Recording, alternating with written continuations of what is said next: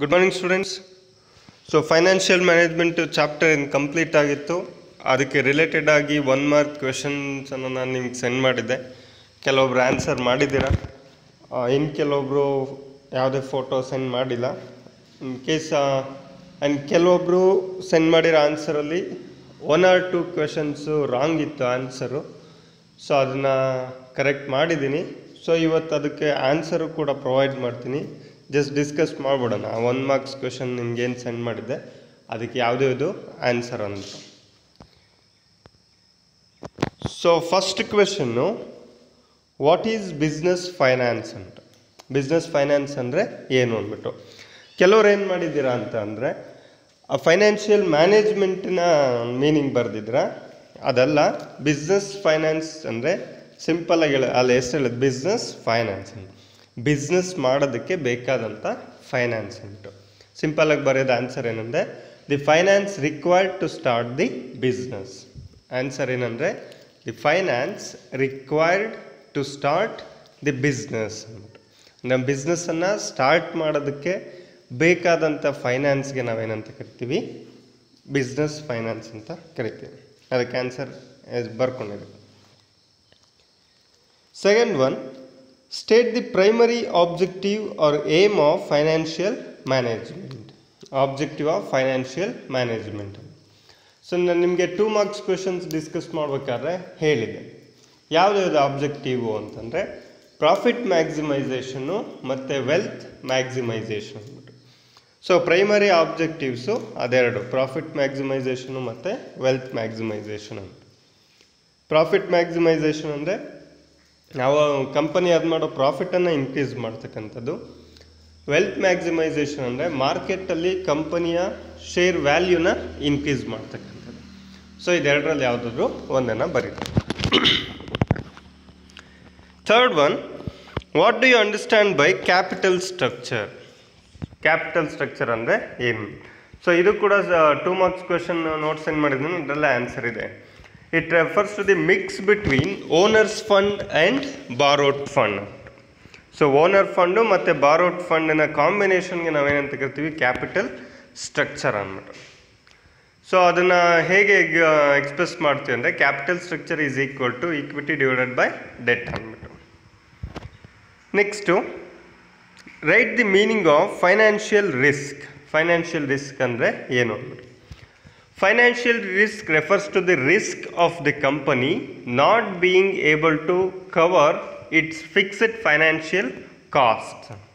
Fixed financial costs ಏನೈತೆ ಕಂಪನಿದು, ಅದನ್ನು ಕವರ್ ಮಾಡೋಕ್ಕಾಗದೇ ಇರತಕ್ಕಂಥ ಸಿಚುಯೇಷನನ್ನು, ಆ ಎಕ್ಸ್ಪೆನ್ಸಸನ್ನು ಮೀಟ್ ಮಾಡೋಕ್ಕಾಗದೇ ಇರೋ ಸಿಚುಯೇಷನ್ನ ನಾವೇನಂತ ಕರಿತೀವಿ, ಫೈನಾನ್ಷಿಯಲ್ ರಿಸ್ಕ್. ಇನ್ನೊಂದು ಸರಿ ಹೇಳ್ತೀನಿ, it refers to the risk of the company not being able to cover its fixed financial costs. That is the meaning for financial risk. So next, 5th question, give an example for fixed assets. Fixed assets ge example kodi.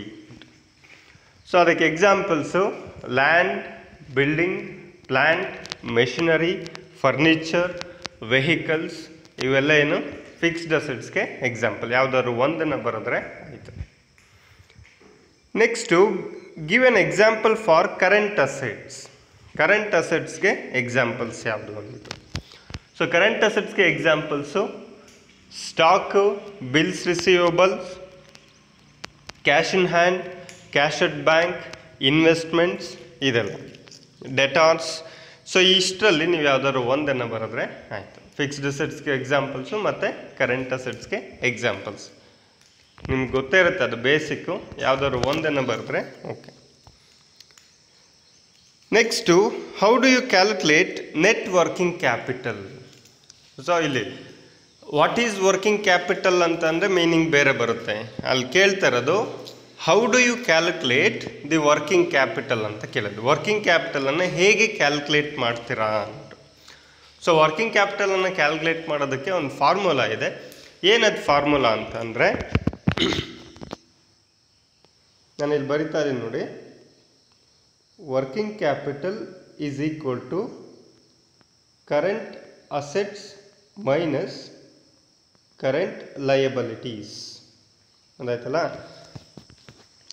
Working capital ನಾವು ಏನಂತ ಕರಿತೀವಿ ಅಂದರೆ excess of current assets over current liabilities.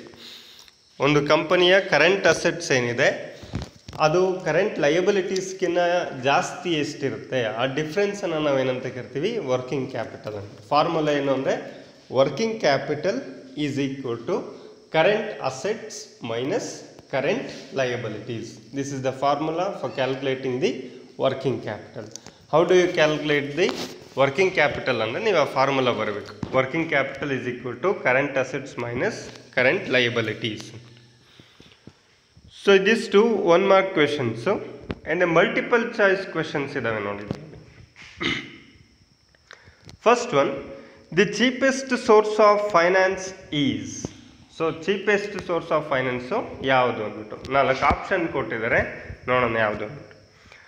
Option A debentures, option B equity share capital, option C preference shares, option D retained earnings.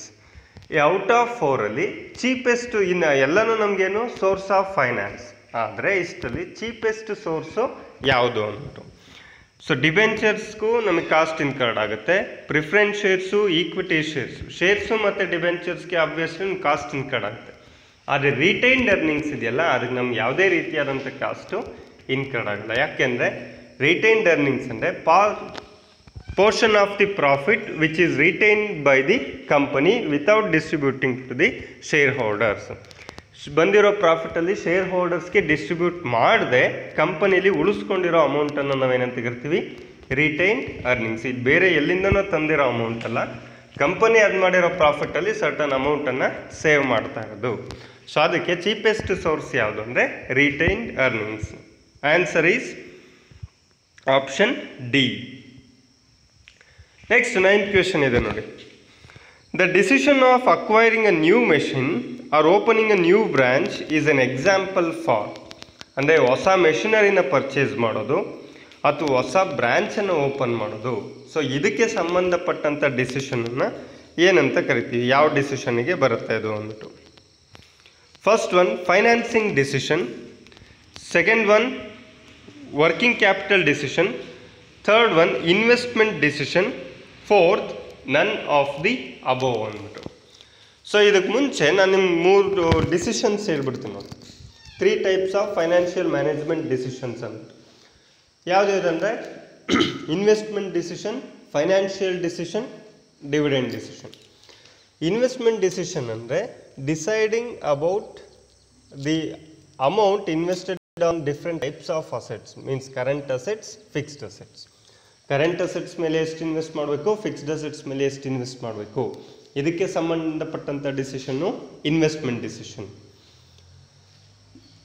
ಯಾವ್ಯಾವ ಸೋರ್ಸಸ್ಸಿಂದ ಎಷ್ಟು ಅಮೌಂಟನ್ನು ತರಬೇಕು, the quantum of amount raised from the different sources ಅಂದ್ಬಿಟ್ಟು ಅದಕ್ಕೆ related ಆಗಿರೋ decision financing decision.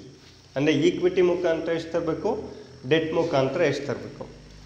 Dividend decision ಅಂದರೆ profit ಏನು earn ಮಾಡಿದ್ದೀವಿ ಕಂಪನಿಲಿ ಎಷ್ಟು ಪೋರ್ಷನ್ನ ಶೇರ್ ಹೋಲ್ಡರ್ಸ್ಗೆ ಡಿಸ್ಟ್ರಿಬ್ಯೂಟ್ ಮಾಡಬೇಕು, ಎಷ್ಟು ಪೋರ್ಷನ್ ಆಫ್ ಪ್ರಾಫಿಟನ್ನು ಡಿಸ್ಟ್ರಿಬ್ಯೂಟ್ ಮಾಡದೆ ಕಂಪನಿನಲ್ಲಿ ರಿಟೈನ್ ಮಾಡಬೇಕು. ಸೊ ಇದಕ್ಕೆ ಸಂಬಂಧಪಟ್ಟಂಥ decision dividend decision.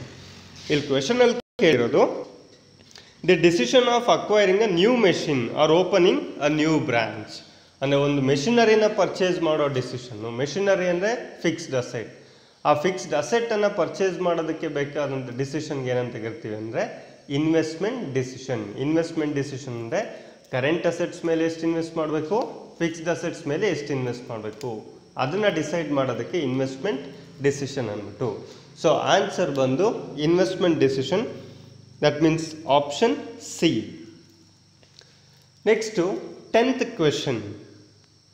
The decision of how much to be raised from which source is an example for. ಅಂದರೆ ಎಷ್ಟು ಅಮೌಂಟನ್ನು ಯಾವ್ಯಾವ ಸೋರ್ಸಸ್ಸಿಂದ ತರಬೇಕು ಅಥವಾ ಯಾವ್ಯಾವ ಸೋರ್ಸಸ್ಸಿಂದ ಎಷ್ಟು ಅಮೌಂಟನ್ನು ಕಲೆಕ್ಟ್ ಮಾಡಬೇಕು, ಇದಕ್ಕೆ ಸಂಬಂಧಪಟ್ಟ ಡಿಸಿಷನ್ನ ನಾವೇನಂತ ಕರಿತೀವಿ ಅಂದರೆ ಫೈನಾನ್ಷಿಯಲ್ ಡಿಸಿಷನ್ ಅಂದ್ಬಿಟ್ಟು. ಅಲ್ಲಿ ನಮಗೆ 2 ಸೋರ್ಸಸ್ ಇರುತ್ತೆ, ಈಕ್ವಿಟಿ ಮತ್ತು ಡೆಟ್. ಈಕ್ವಿಟಿ ಮುಖಾಂತರ ಎಷ್ಟು ತರಬೇಕು, ಡೆಟ್ ಮುಖಾಂತರ ಎಷ್ಟು ತರಬೇಕು, ಇದನ್ನು ಡಿಸೈಡ್ ಮಾಡೋ ಡಿಸಿಷನ್ಗೆ ಏನಂತ ಹೇಳ್ತೀವಿ, ಫೈನಾನ್ಸಿಂಗ್ ಡಿಸಿಷನ್. ಸೊ ಅದಕ್ಕೆ ಆನ್ಸರ್ ಬಂದು option A, financing decision. Next 11th question. Companies with higher growth pattern are likely option A to pay lower dividends, option B to pay higher dividends, option C the dividends are not affected by growth issues, option D none of the above. ನಿಮ್ಮೊಂದು concept ಆಗಿತ್ತು factors affecting dividend decision ಅಂದ್ಬಿಟ್ಟು. So ಅದರಲ್ಲಿ explain ಮಾಡಿದ್ವಿ growth ಪ್ರಾಸ್ಪೆಕ್ಟು ಯಾವ ಕಂಪನಿಗೆ ಇದೆ, ಯಾವ ಕಂಪನಿಗೆ ಗ್ರೋತ್ ಆಪರ್ಚುನಿಟೀಸ್ ಇದೆ, ಆ ಕಂಪನಿ ಏನು ಮಾಡುತ್ತೆ ಅಂದರೆ ರಿಟೈನ್ಡ್ ಅರ್ನಿಂಗ್ಸ್ ಜಾಸ್ತಿ ಮಾಡ್ಕೊಳ್ಳುತ್ತೆ. ಯಾಕೆಂದರೆ ಗ್ರೋತ್ ಆಗ್ತಾ ಇದೆ ಅಂದರೆ ಅರ್ಥ ಡಿಮ್ಯಾಂಡ್ ಇದೆ, ಡಿಮ್ಯಾಂಡ್ ಇದ್ದರೆ ಸೇಲ್ಸ್ ಜಾಸ್ತಿ ಆಗಬೇಕು, ಸೇಲ್ಸ್ ಜಾಸ್ತಿ ಆಗಬೇಕು ಅಂದರೆ ಪ್ರೊಡಕ್ಷನ್ ಜಾಸ್ತಿ ಆಗಬೇಕು, ಆ ಪ್ರೊಡಕ್ಷನ್ ಜಾಸ್ತಿ ಆಗಬೇಕಂದ್ರೆ ನಮಗೆ ಬೇಕಾದಂಥ ಫೈನಾನ್ಸನ್ನು ನಾವೇನು ಮಾಡಬೇಕಾಗುತ್ತೆ, ಎಕ್ಸೆಸ್ ಡಿಮ್ಯಾಂಡನ್ನು ಮೀಟ್ ಮಾಡೋದಕ್ಕೆ ನಾವು ಎಕ್ಸ್ಟ್ರಾ ಕೆಪಾಸಿಟಿನ ಇನ್ಕ್ರೀಸ್ ಮಾಡ್ಕೊಬೇಕಾಗತ್ತೆ. ಸೊ ಅದಕ್ಕೆ ಬೇಕಾದಂಥ ಎಕ್ಸ್ಪೆನ್ಸಸನ್ನು ಮೀಟ್ ಮಾಡೋದಕ್ಕೆ ಕಂಪನಿ ಏನು ಮಾಡುತ್ತೆ, ರಿಟೈನ್ಡ್ ಅರ್ನಿಂಗ್ಸನ್ನು ಜಾಸ್ತಿ ಮಾಡ್ಕೊಳ್ಳುತ್ತೆ. ಸೊ ಎಲ್ಲಿ ರಿಟೈನ್ಡ್ ಅರ್ನಿಂಗ್ಸ್ ಜಾಸ್ತಿ ಆಗುತ್ತೆ ಅಲ್ಲಿ ಡಿವಿಡೆಂಡ್ ಪೇ ಮಾಡೋದೇನಾಗುತ್ತೆ, ಕಡಿಮೆ ಆಗುತ್ತೆ. ಸೊ ಗ್ರೋತ್ ಆಪರ್ಚುನಿಟೀಸ್ ಜಾಸ್ತಿ ಇರೋ ಕಡೆ ಗ್ರೋತ್ ಪ್ಯಾಟ್ರನ್ ಇರೋ ಕಂಪನಿಗೆ ಫಸ್ಟ್ ಒನ್ ಇದೆಯಲ್ಲ answer to pay lower dividends. ಎಲ್ಲಿ ಗ್ರೋತ್ ಜಾಸ್ತಿ ಆಗ್ತಾ ಇದೆ ಕಂಪನಿ ಅಲ್ಲಿ ರಿಟೈನ್ಡ್ ಅರ್ನಿಂಗ್ಸ್ ಜಾಸ್ತಿ ಆಗುತ್ತೆ, ದಟ್ ಮೀನ್ಸ್ ಡಿವಿಡೆಂಡ್ ಏನಾಗುತ್ತೆ, ಕಡಿಮೆ ಆಗುತ್ತೆ.